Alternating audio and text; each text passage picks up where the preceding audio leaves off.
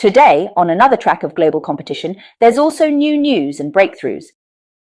Our country's first comprehensive vehicle operating system, NIO Skyos Tianshu, has been officially released. The world's first vehicle-grade 5 nanometers intelligent driving chip, Shenji NX 9031, has successfully taped out. As everyone knows, in recent years, our country's new energy vehicle development has been rapid, with continuously increasing production. However, there are still some shortcomings in its core technology. We must focus on building independent and controllable industrial and supply chains, promoting deep integration of the physical and digital economies. Smart electric vehicles are a typical industry deeply integrating the physical and digital economies. NIO Automobiles has made efforts in both underlying system technology and self-developed chips, working in two directions to help China's smart cars strengthen their core competencies, continuously building a solid foundation to achieve breakthroughs. The intelligent content is rapidly improving, becoming independent and controllable, globally leading, bigger and stronger, with a promising future. We're definitely not going to do a robot test. We don't find this idea encouraging at all.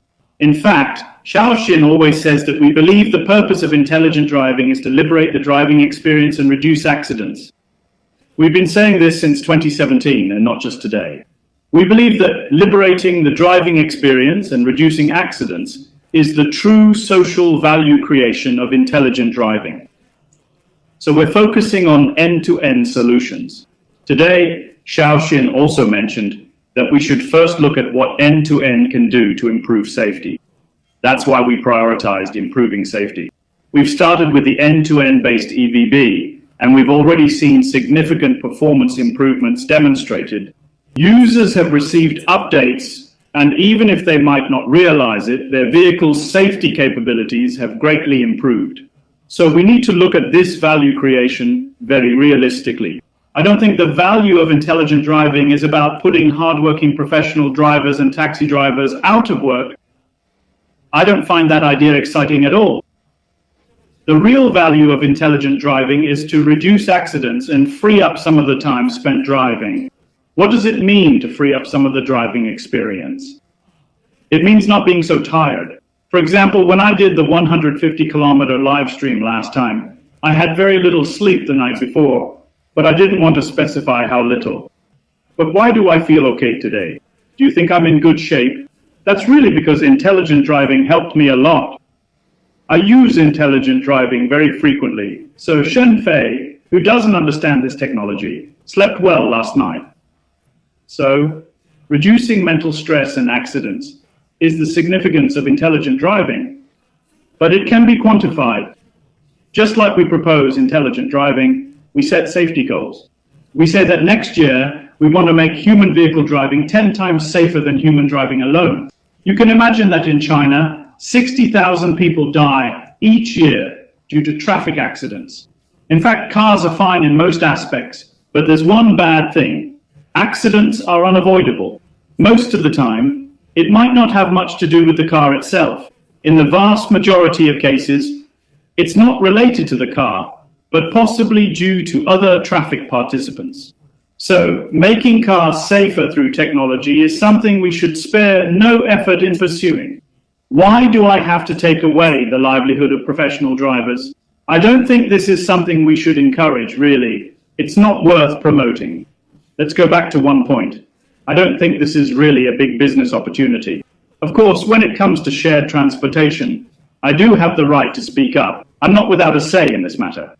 Everyone knows Mobeek, which was later sold to Meituan. Now it's very profitable and convenient, although prices have increased. If I was still the chairman of Mobeek, I wouldn't make it so expensive. But it still needs to make money and it can be profitable. Why is it significant?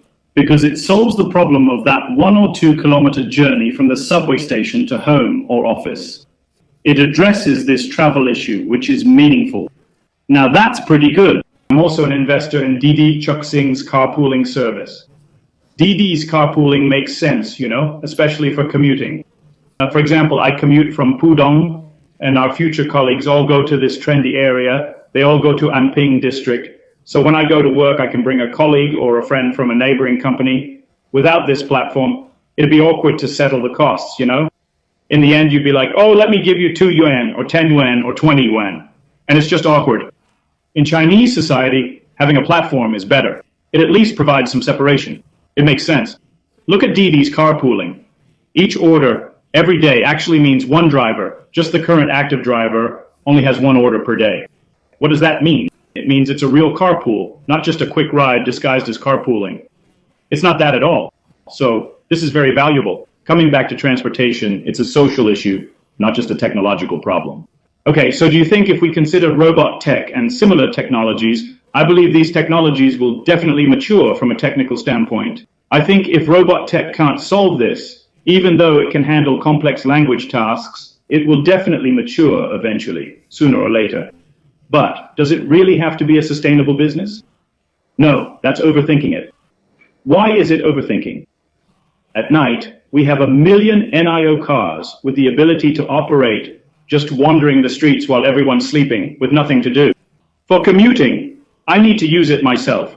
If people use third-party services for commuting instead of their own cars, well, in Shanghai, there are 4 to 5 million people driving their own cars to work every day.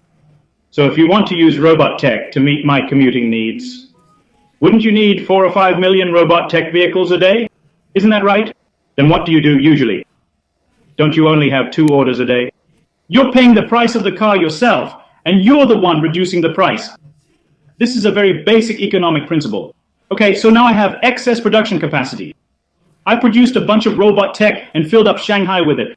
Do you think the government will intervene? Back in the day, when foreign countries were fighting in Europe and elsewhere, I really didn't want to see everyone stealing cars on the streets. One night, around 11 p.m., my wife and I went around and straightened out all the cars parked on several streets near the Beijing International Trade Center. Why? This is going too far. People are rushing to do business without considering the social realities, making excessive investments, and treating cars as disposable items. If we don't impose restrictions, won't our roads be completely jammed with cars? Today I don't need it. If I produce a car to sell tickets, that's fine. I'll take that job. Isn't it just 100 or 200,000 yuan? I'll take that job. Do you think everyone can make money that way? Won't the government issue licenses? Once the government issues licenses, isn't that just quantity control? Quantity control, isn't that called regulation? To comply with regulations, Shanghai can only accommodate a limited capacity of a few 100,000 vehicles to balance user demand and traffic conditions. I want to tell you something. Traffic jams aren't caused by the number of cars, but by the number of cars on the road at the same time. Do you understand? The road isn't crowded because Shanghai has 10 million cars. If all 10 million cars were parked at home, the roads would be empty. And everyone has experienced this, right? But if all those cars were on the road at once, it would instantly turn into a parking lot. So, what am I trying to say? ROBOTAXIs also can't solve the traffic congestion problem. In the end, a city can only accommodate a certain number of operating vehicles, whether they're driven by humans or not. This doomed robotaxi will never become a business that can scale infinitely like software or cloud services. Wake up!